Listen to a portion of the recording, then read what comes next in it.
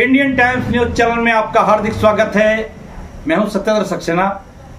आज दीपावली के पावन पर्व पर मैं सभी देशवासियों को, प्रदेशवासियों को, अपने फॉलोअर्स हैं उनको दीपावली की हार्दिक शुभकामनाएं।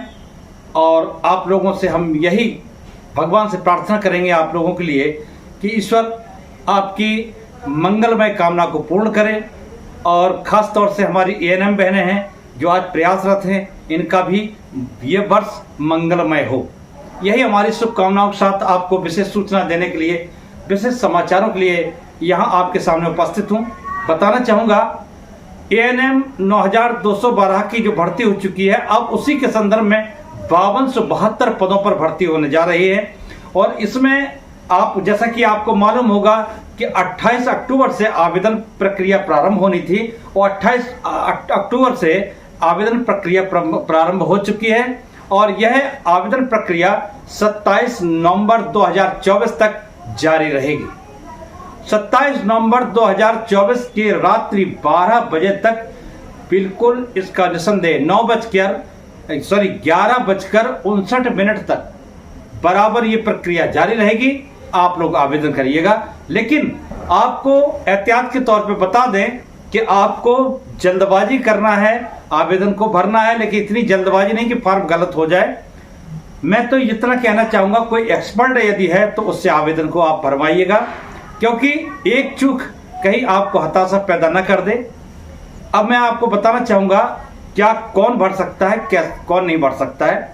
देखिए, उसकी शर्त यह है कि इंटरमीडिएट आपको होना चाहिए बोर्ड से, इंटरमीडिएट परीक्षा पास। इंटरमीडिएट के साथ साथ आपको नर्सिंग मिडवाइफरी में आपको डिप्लोमा होना चाहिए, जो कि 2 वर्ष का होता तो 18 माह का है, लेकिन 2 वर्ष का ऐसा होता ट्रेनिंग वगैरह होने के बाद वो 2 वर्ष का ही माना जाता है। तो ये आपका 2 वर्ष का ये आपकी ट्रेनिंग होगी, वो इसी में आपका एक्सपीरियंस सर्टिफिकेट जुड़ा रहता है। लेकिन आप लोगों को बता दें, बहुत से लोग ये संशय में हैं, बहुत सी बहनें, कि हमें एक्सपीरियंस अलग से लाना होगा।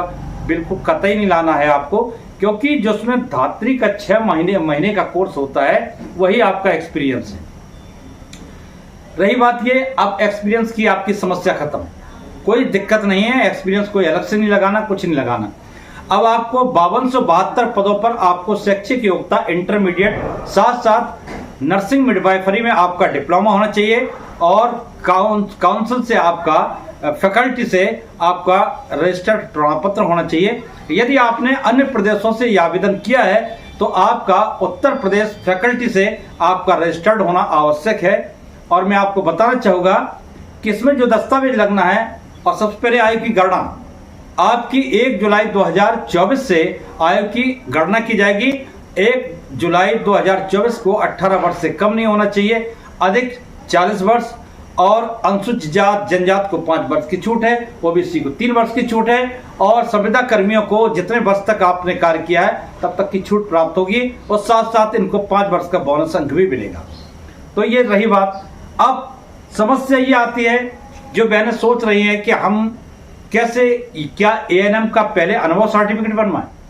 देखिए, मैं आपको बताना चाहूंगा, अनुभव के सर्टिफिकेट के लिए तो आप डाल दीजिए, लेकिन आवेदन करते समय अनुभव सर्टिफिकेट की कोई आवश्यकता नहीं है। पर आपको जो विवरण आपका मांगा गया है, क्या आप कहीं चिकित्सा विभाग में संविदा पर कार्यरत हैं, कहीं कॉलम यदि आता है, उस कॉलम में आप ज्वाइनिंग तिथि डालिएगा, पूरा उस कॉलम को भरिएगा। अगर निरंतर कार्यरत हैं तो आप लिखिएगा निरंतर कार्यरत। और यदि आपने मात्र 2 वर्ष 3 वर्ष किया है तो आपने वर्ष खोल के दीजिएगा। जब आपका डीवी होगा तब तक के लिए आप अनुभव प्रमाण पत्र बाद में जुटा लेना, अभी से अप्लाई कर देना, एप्लीकेशन डाल देना सीएमओ ऑफिस में, और आपको अनुभव प्रमाण पत्र मिल जाएगा। लेकिन डिटेल आपको पूरी भरनी पड़ेगी फॉर्म के अंदर। और ध्यान रखिएगा, शुल्क जमा करनी पड़ेगी आपको 25 रुपए। तो हाई स्कूल मार्कशीट और सनद, इंटर मार्कशीट सनद, पिछली जिन्होंने हाई स्कूल इंटर किए हैं उसमें सनद एक साथ और मार्कशीट नहीं दिया करते थे, अलग अलग दिया करते थे। ध्यान रखिएगा, मैं कई बार बता चुका हूं। तो जिन जिन लोगों के अलग अलग हैं तो वो अलग अलग अपना जो हाई स्कूल इंटर की मार्कशीट उस तरह अलग अलग, और जिनकी सबमिट हैं तो वो आप कॉपी लगाइएगा और अटेस्टेड कॉपी लगाइएगा, ठीक है। अच्छा, दूसरा फैकल्टी का जो आपने नर्सिंग डिप्लोमा लिया हुआ है तो आपको बता दें, आप प्रथम वर्ष द्वितीय वर्ष दोनों वर्षों के अंकपत्र होना चाहिए, और आपका मिडवाइफरी का जो डिप्लोमा आपको प्राप्त हुआ है वो डिप्लोमा जो फैकल्टी से प्राप्त हुआ है वो डिप्लोमा की कॉपी होना चाहिए। मैंने पिछले वीडियो में बताया था बारकोड, QR कोड, जो भी वो बारकोड जो लगा होगा, तो बारकोड की अभी इतनी कोई आवश्यकता नहीं है आपको। उसके लिए मैं बताना चाहूंगा कि फैकल्टी में जब डीबी होता है, जब डीबी होता है निदेशालय में जब बुलाया जाता है, वहां जब होगा तो वहां पर पूरी टीम बुला ली जाती है फैकल्टी की, वहां चेक करते हैं, वेरिफिकेशन हो जाता है, तत्काल वहां फटाफट काम होते हैं, कोई दिक्कत वाली बात नहीं है।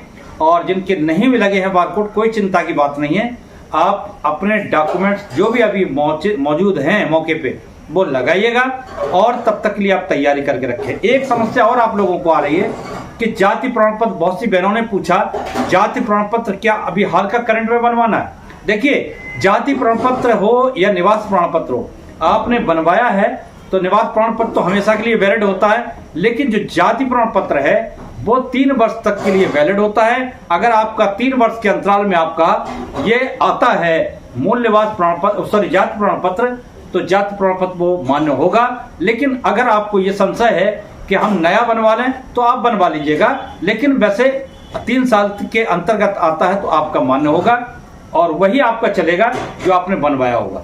अब EWS का है तो EWS का मैं आपको बता दूं, करंट में जब विज्ञापन आपका जारी हुआ है तो विज्ञापन की डेट से आप आय प्रमाण पत्र बनवाएंगे, और आय प्रमाण पत्र आपकी 8 लाख से अधिक नहीं होना चाहिए, 8 लाख के अंदर ही आपका होना चाहिए, और आप आवेदन के साथ वो लगा सकते हैं, EWS का फायदा उठा सकते हैं। लेकिन सोर्स ऑफ इनकम यानी आपकी सभी स्रोतों से वार्षिक आय 8 लाख से अधिक नहीं होना चाहिए। तीसरी बात ये आती है, अभी कुछ बहनों ने हमसे ये पूछा, ये बताइए सर क्या अनुभव प्रमाण पत्र जो है साथ में ही लगाना है।